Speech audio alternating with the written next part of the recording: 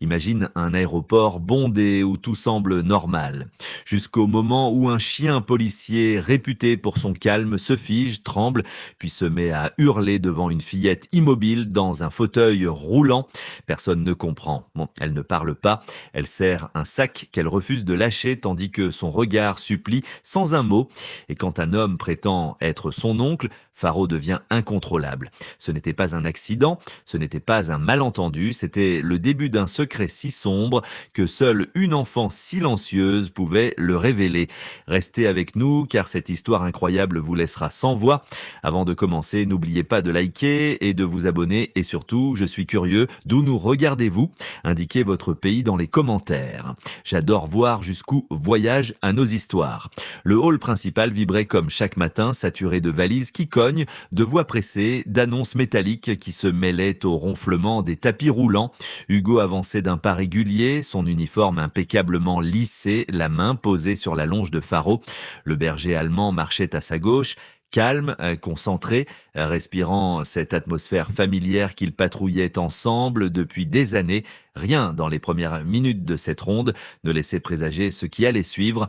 Puis sans prévenir, Faro se tendit. Son pas se brisa net comme heurté par une force invisible. Ses oreilles se dressèrent, ses yeux sombres s'élargirent et son souffle devint court, précipité. Hugo sentit la traction sur la longe. Une traction inhabituelle, presque vibrante, comme si le chien retenait un élan puissant. « Faro, qu'est-ce que tu sens, mon grand ?» murmura-t-il en s'arrêtant. Mais Faro ne l'écoutait plus. Il fixait un point précis, à 20 mètres d'eux, près des comptoirs d'enregistrement.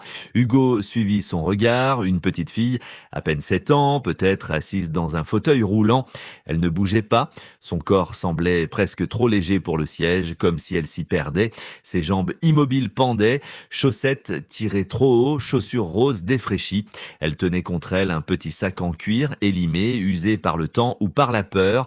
Ses doigts, fins et fragiles, s'y accrochaient comme à une bouée dans une mer déchaînée.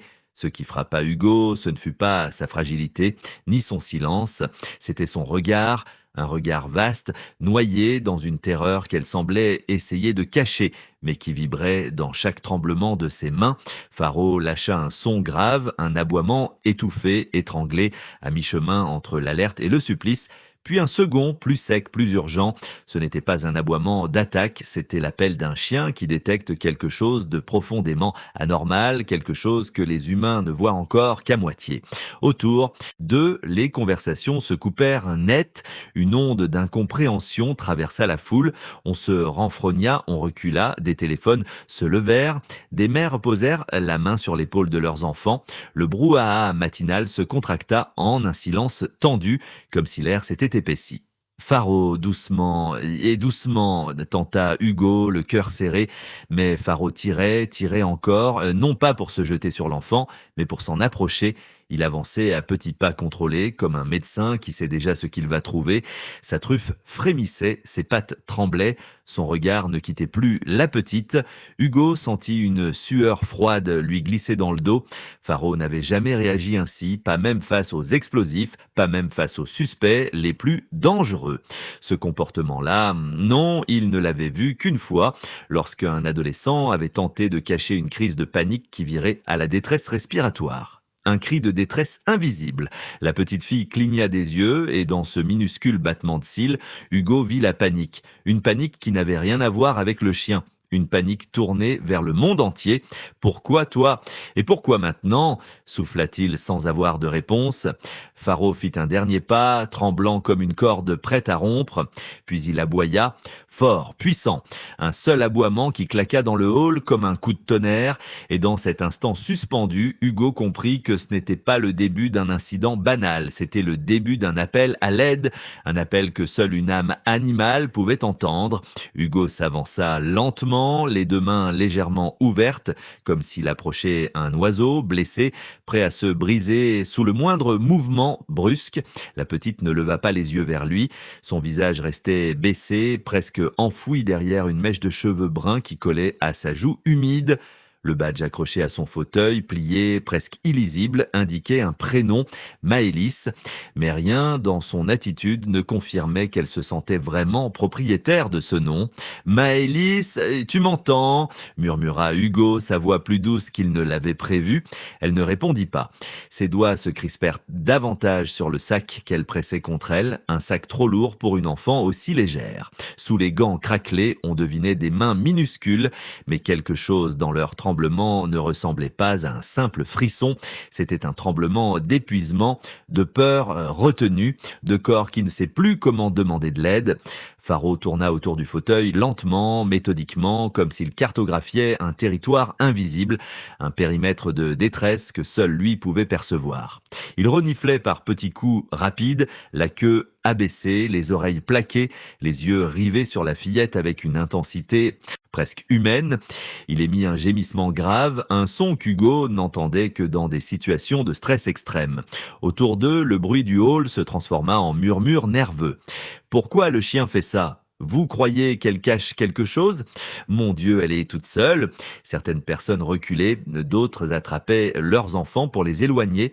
Les agents de l'aéroport installaient des barrières improvisées, bloquant l'accès à la zone pendant qu'une alarme sourde annonçait l'activation d'un protocole de sécurité. Les lumières blanches au-dessus d'eux semblaient devenir plus froides, plus tranchantes. Hugo s'agenouilla pour se mettre à hauteur de Maëlys. Faro se figea immédiatement, comme pour protéger la petite du moindre danger. « Maëlys, est-ce que tu peux me dire si tu es blessée ? Ou si quelque chose te fait peur, tu peux juste hocher la tête ou me montrer quelque chose. » Elle respira plus vite, ses lèvres tremblèrent. Elle tenta de parler. Hugo le vit dans la tension de sa gorge, mais aucun son ne sortit. Rien, comme si sa voix était emprisonnée quelque part derrière une barrière invisible. Ce fut alors qu'elle tourna légèrement la tête vers Faro, pas vers Hugo, pas vers la foule, uniquement vers le chien. Son regard accrocha le sien, fragile, demandeur, reconnaissant quelque chose en lui que les humains, pour l'instant, ne voyaient pas. Hugo allait poser une nouvelle question quand un mouvement presque imperceptible attira son attention. Les doigts gantés de Maëlys se desserrèrent un instant du sac, puis tapotèrent une fois, 2 fois, 3 fois, 3 petits coups, si faibles qu'ils auraient pu se confondre avec le battement d'un cœur affolé. Faro réagit comme s'il avait reçu un ordre codé. Il aboya sèchement, un aboiement bref, volontaire, presque mécanique. Un signal, une confirmation. Hugo sentit une chaleur glaciale lui remonter la colonne vertébrale. Ce n'était pas un geste involontaire. Ce n'était pas un tic nerveux, c'était un message d'enfant qui ne pouvait pas parler, mais qui tentait malgré tout d'être entendu. Et à cet instant, Hugo comprit que le silence de Maëlys ne faisait pas que hurler, il suppliait. Un remous soudain parcourut la foule, comme une vague qui se fend sous la pression d'un corps en mouvement.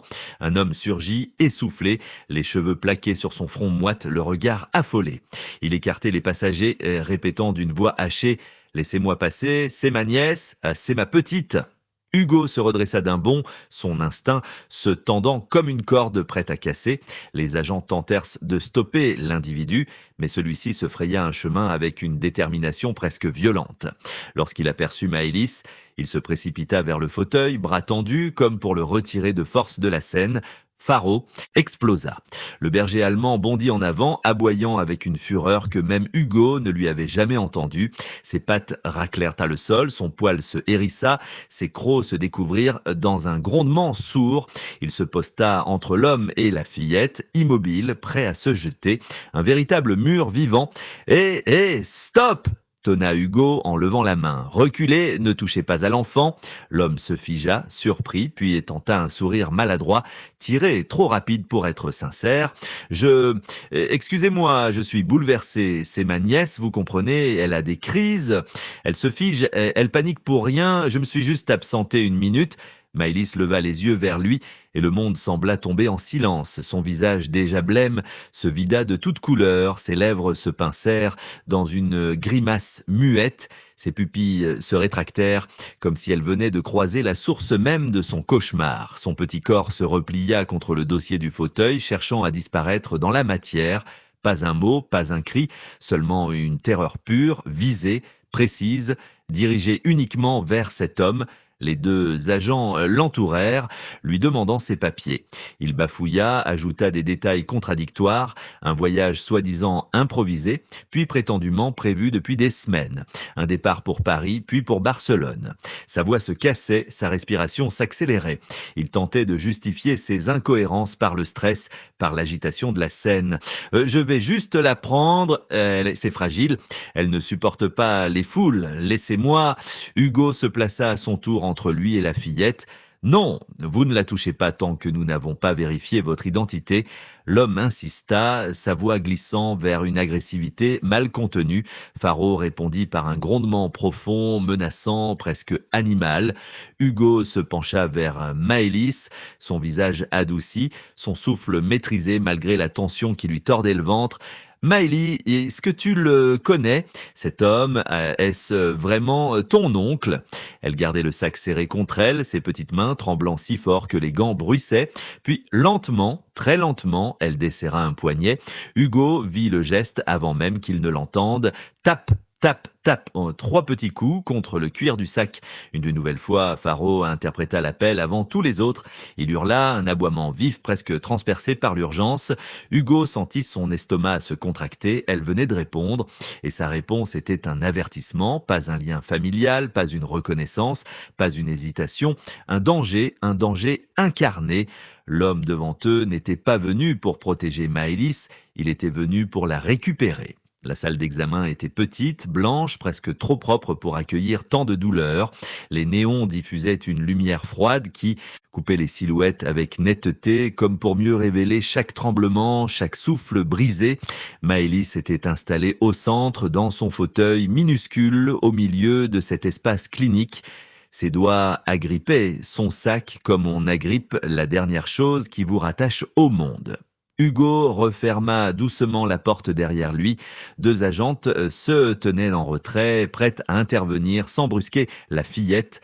Faro se coucha près du fauteuil, museau posé contre les roues, sa respiration lente et rassurante emplissant la pièce d'une présence vivante et stable. « Maëlys, dit Hugo doucement, personne ici ne va te faire de mal. » Il parlait lentement, avec une chaleur maîtrisée, comme s'il essayait de rassembler les morceaux d'une confiance que quelqu'un avait détruite.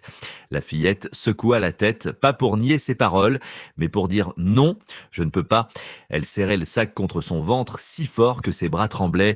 Hugo s'agenouilla jusqu'à se mettre au niveau de ses genoux, dans une posture humble qu'il n'adoptait que très rarement. « Tu n'es pas en faute, tu comprends. Rien de ce qu'il y a dans ce sac ne te rend coupable. Tu n'es pas responsable de ce qu'on t'a imposé. » Ces mots glissaient doucement, mais chaque syllabe semblait heurter une barrière figée dans le corps de Maëlys. Elle respirait vite, trop vite, prête à basculer dans une panique incontrôlable. Faro, comme mu par un instinct ancien, s'approcha en silence. Il posa sa tête contre la jambe de la fillette. Son poids, sa chaleur, son odeur familière eurent l'effet que 100 paroles n'auraient pas eu. Les épaules de Maëlys s'affaissèrent légèrement 1 centimètre. Elle relâcha 1 centimètre de la sangle. Un souffle d'espoir traversa Hugo. « Merci », murmura-t-il. « Je vais y aller doucement, d'accord ?» La fillette ferma les yeux, ses doigts se crispèrent une dernière fois, puis, lentement, elle lâcha prise. Hugo défit la fermeture du sac. Le cuir usé grinça dans un son presque plaintif, comme si le sac lui-même savait ce qu'il portait. Et le monde bascula. Le premier objet qu'il sortit fut un passeport, puis un autre, et encore un autre. Déjà, l'inconcevable se dessinait. Les photos étaient toutes celles de Maëlys, mais modifiées, vieillies, éclaircies, retravaillées pour changer l'apparence. Chaque nom différent, chaque nationalité différente, chaque année différente. « Mon Dieu !» souffla l'une des agentes. Hugo continua. Certificats médicaux, tous indiquant des pathologies lourdes et nécessitant soins d'urgence, hospitalisation, opération, facture d'association humanitaire, demande d'aide sociale internationale, dossier d'adoption truqué. Et au fond du sac, des liasses de billets, emballés soigneusement comme un butin honteux. Hugo eut un vertige, ce n'était pas un simple dossier frauduleux, c'était une entreprise, une exploitation méthodique de l'image d'un enfant vulnérable. Il tourna la tête vers Maëlys, elle ne pleurait pas comme pleurent les enfants. Elle baissait la tête, les épaules rentrées, le souffle court, comme quelqu'un qui attend la punition. « Non, Non, murmura Hugo en secouant la tête. Ce n'est pas toi, tu n'as rien fait, ce sont eux. Seulement eux. Mais Maëlys restait immobile, figée, comme si son corps avait déjà appris que la faute retombait toujours sur elle. Faro gémit, un son doux, presque inquiet, et posa son museau contre le poignet de la fillette. Elle tressaillit, puis laissa ses doigts glisser timidement dans son pelage. Ce sac n'était pas un bagage, c'était la preuve vivante qu'elle n'avait été pendant des années rien d'autre qu'une identité prête à être remplacée, une marchandise, et Hugo comprit avec une colère froide que ce sac n'était pas seulement la clé du trafic, c'était tout ce qu'on avait fait d'elle. Hugo fouillait encore le sac, ses gants glissant entre les papiers froissés, les billets compressés, les documents falsifiés. Il s'attendait à trouver des preuves supplémentaires, une pièce de plus dans ce puzzle terrifiant. Mais il ne s'attendait pas à ce qu'il découvrit au fond, coincé dans la doublure déchirée, comme si quelqu'un avait tenté de le cacher. Une petite carte, bordée de roses, abîmée par le temps, un coin arraché, l'écriture presque effacée. Hugo la déplia avec précaution, un bracelet médical d'enfant, plastifié, éraflé, un prénom, un seul, simple, doux et pourtant chargé d'une absence immense, Elena. La gorge de Hugo se serra. Il avait entendu ce nom quelque part. Ouais, une fille disparue, 2 ans plus tôt, un avis de recherche resté sans suite. Faute de piste, une enfant avalée par l'ombre.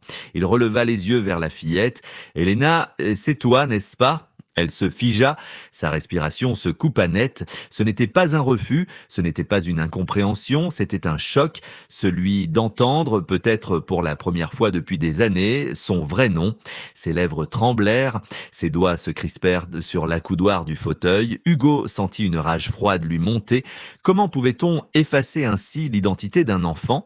Comment pouvait-on lui voler jusqu'à son propre prénom?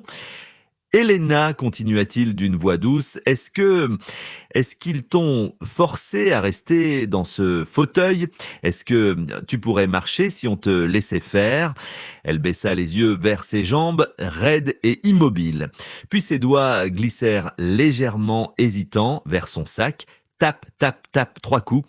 Une vérité silencieuse, une confession sans mots. La pièce sembla se contracter autour d'eux. Les agentes échangèrent un regard horrifié. La brutalité du système prenait une forme encore plus monstrueuse. Une enfant forcée à rester paralysée pour alimenter un réseau de fraude. Faro s'approcha encore, presque au ralenti, comme s'il marchait sur un fil fragile. Il posa sa tête contre le poignet d'Elena, pas pour alerter, pas pour signaler, pour consoler.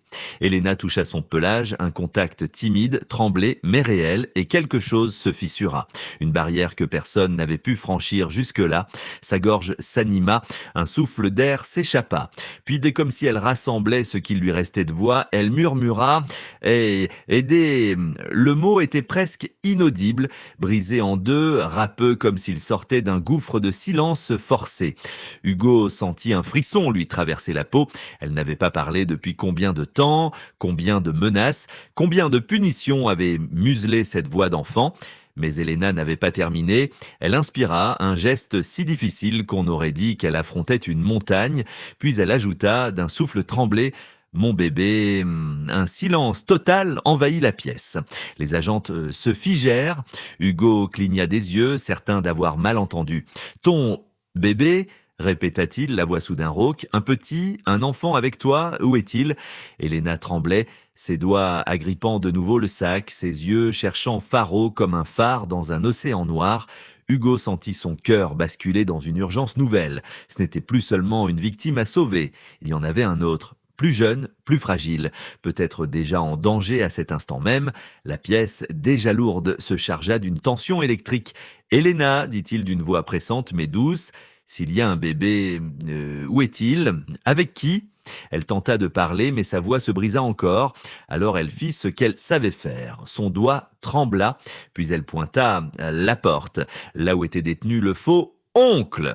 Faro se redressa d'un bond comme frappé par un éclair invisible. Et Hugo comprit, ce n'était pas seulement une affaire de fraude, c'était une course contre la mort et il venait de perdre un temps précieux. Le faux oncle avait perdu de son assurance.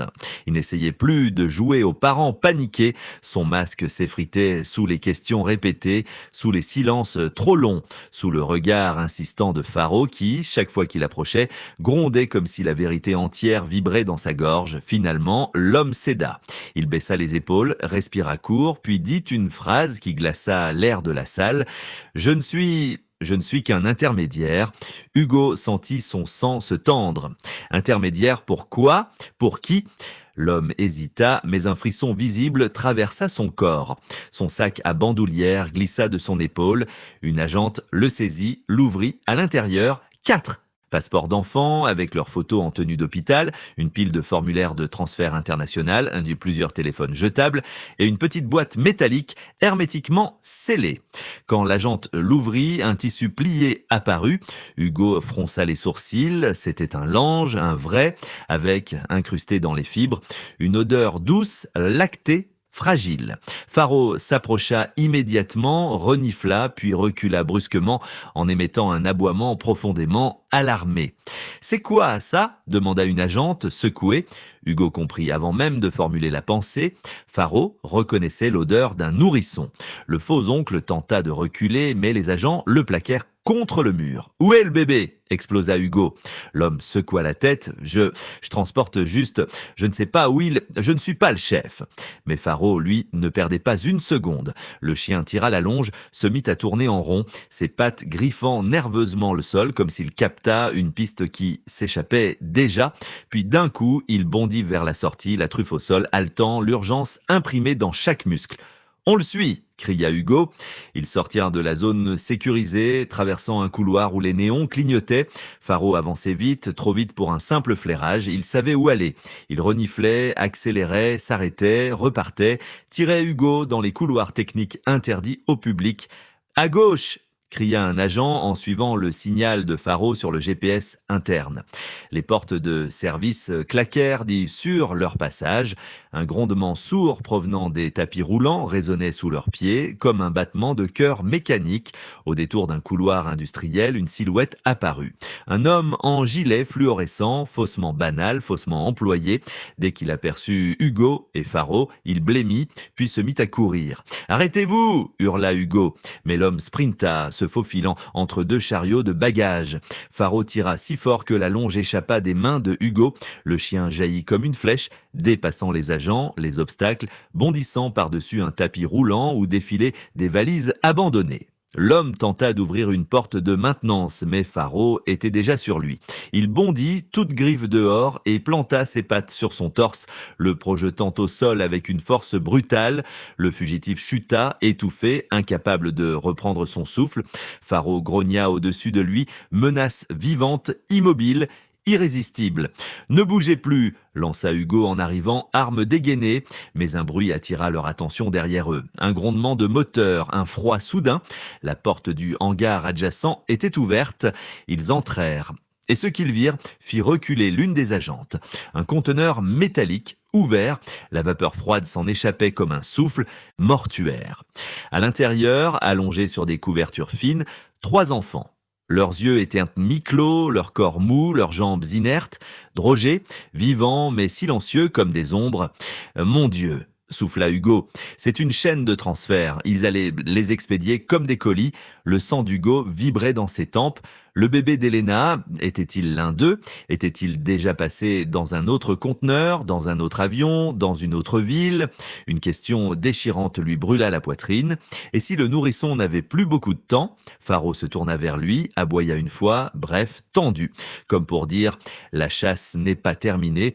On avait installé Elena dans une petite chambre de l'unité médicale improvisée au sein de l'aéroport, loin du chaos, loin des couloirs métalliques où résonnaient encore les échos de la traque.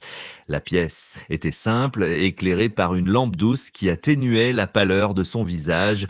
Une couverture légère la recouvrait, ses bras minces apparaissant au-dessus du tissu comme des branches fragiles qu'un souffle trop fort pourrait briser. Hugo poussa doucement la porte. Faro entra en premier, trottant avec une prudence presque cérémonieuse. Dès qu'il aperçut la fillette, il s'approcha de son lit et se coucha au sol contre la barrière protectrice formée par le pied du lit. Ses yeux dorés ne la quittaient pas. Elena, qui jusque-là fixait le plafond comme si elle s'attendait à y voir réapparaître ses cauchemars, tourna lentement la tête et quelque chose changea dans son regard. Une étincelle, minuscule mais réelle. Bonjour, Elena, murmura Hugo. Les enfants du conteneur sont hors de danger. Ils sont surveillés, réchauffés, soignés. Personne ne leur fera de mal, plus jamais. Elle inspira un souffle court qui vibra légèrement comme si ses poumons se réhabituaient à respirer sans peur. Hugo poursuivit, sa voix toujours douce. Et le bébé dont tu m'as parlé, tu veux me dire qui il est? Elle baissa les yeux vers ses mains, elle ne tremblait plus comme avant. Lentement, elle glissa ses doigts vers la tête de Faro, ses ongles effleurant son pelage sombre. Le chien demeura immobile, la laissant approcher comme s'il voulait lui offrir un îlot de chaleur auquel se raccrocher. Sa voix, quand elle arriva enfin, sembla sortir de très loin comme si elle traversait un couloir rempli de portes fermées. C'était un petit garçon, 4 ans, ses lèvres tremblèrent, mais elle continua. Il disait que ce serait leur prochain projet. Ce mot projet vibra dans la pièce comme une gifle. Pour ces trafiquants, les enfants n'étaient pas des vies, ils étaient des marchandises, des sources de revenus, des objets que l'on déplace, que l'on prépare, que l'on façonne pour tromper le monde. Hugo sentit une colère froide serrer sa gorge. Et il fait partie des enfants que nous avons trouvés. Elena, il est en sécurité maintenant. Elle leva lentement les yeux, ses pupilles, qui jusque-là reflétaient seulement la peur, s'agrandirent d'un éclat humide. Une larme unique roula le long de sa joue. Puis une seconde. Il est vivant ? Souffla-t-elle. Oui, confirma Hugo avec un sourire qu'il ne retint pas. Vivant, sain, protégé. Elle ferma les yeux et un sourire fragile étira doucement ses lèvres, un sourire qui ressemblait moins à de la joie qu'à un relâchement, comme si un poids colossal venait de glisser hors de son petit corps. Elle avait porté ce secret seule, comme un fardeau trop lourd pour ses épaules d'enfant. Faro se redressa légèrement et posa sa tête sur le drap tout près de son bras. Elle glissa ses doigts dans sa fourrure d'un geste hésitant mais volontaire. Pour la première fois, il n'y avait plus seulement de la peur dans son mouvement, il y avait de la confiance. Hugo observa la scène, la gorge serrée. Tu as été incroyablement courageuse, Elena, tu as sauvé d'autres enfants. Aujourd'hui, tu t'es sauvée aussi. Elle ouvrit les yeux et cette fois, quelque chose de profond s'y refléta, une lueur silencieuse qui disait « Je suis encore là ».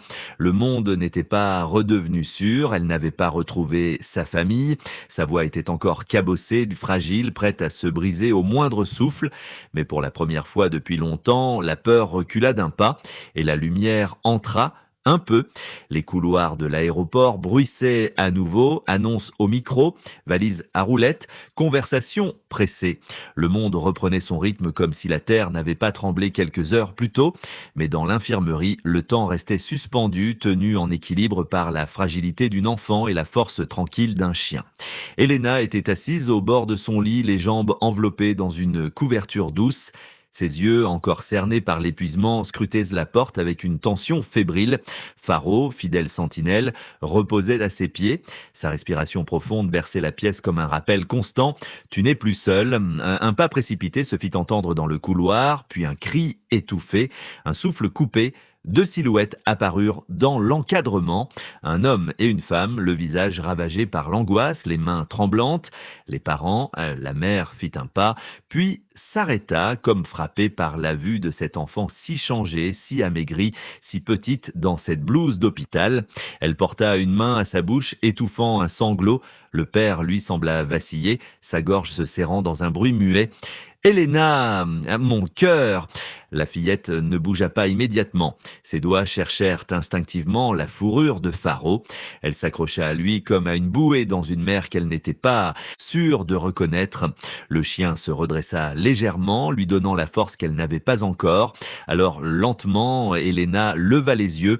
Elle vit le visage de sa mère, puis celui de son père, et quelque chose se fissura en elle, pas une douleur, mais une ouverture. Papa, maman, murmura-t-elle d'une voix si ténue qu'on aurait pu croire à un souffle. Les deux parents fondirent vers elle, mais sans la brusquer.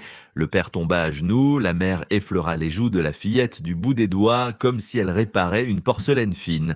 Aucun cri, aucune effusion spectaculaire, juste une réunion lente, pudique, murmurée entre larmes retenues et respiration tremblante.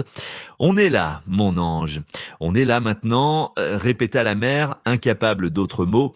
Elena s'accrocha à Faro d'une main, à sa mère de l'autre, prise entre la vie qu'elle retrouvait et celle qui l'avait protégée.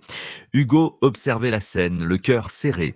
Il avait vu des réunions familiales dans sa carrière, mais celle-ci était différente. Il sentit quelque chose se déposer en lui, un mélange de fierté, de relief et de gratitude muette envers Faro. Quand il s'approcha, les parents se tournèrent vers lui, submergés. « Merci », souffla le père, la voix brisée. « Merci pour tout ». Hugo secoua doucement la tête. « Ce n'est pas moi, c'est lui », dit-il en regardant Faro. La fillette hocha faiblement la tête, confirmant de son petit geste ce que les mots ne pouvaient contenir. Lorsque le moment fut venu de quitter l'infirmerie, Elena eut un geste que personne n'attendait. Elle se pencha, approcha son visage du museau de Faro et glissa ses doigts entre les poils sombres. Puis elle murmura d'une voix légère mais claire « Mon ange ». Faro remua la queue, lentement, avec une délicatesse presque humaine. Hugo sentit sa gorge se nouer. Aucune médaille, aucun rapport ne pourrait jamais égaler ce moment, parce qu'aujourd'hui, un chien avait donné plus que du courage. Il avait donné un avenir. Les portes s'ouvrirent. La famille sortit ensemble, fragile mais unie, et tandis qu'Elena disparaissait dans le couloir, une lumière nouvelle semblait suivre chacun de ses pas. Si cette histoire vous a bouleversé, prenez un instant pour liker, partager et vous abonner. Chaque geste nous aide à raconter d'autres récits qui donnent une voix à ceux qu'on ne voit pas et une lumière à ceux qu'on n'entend plus.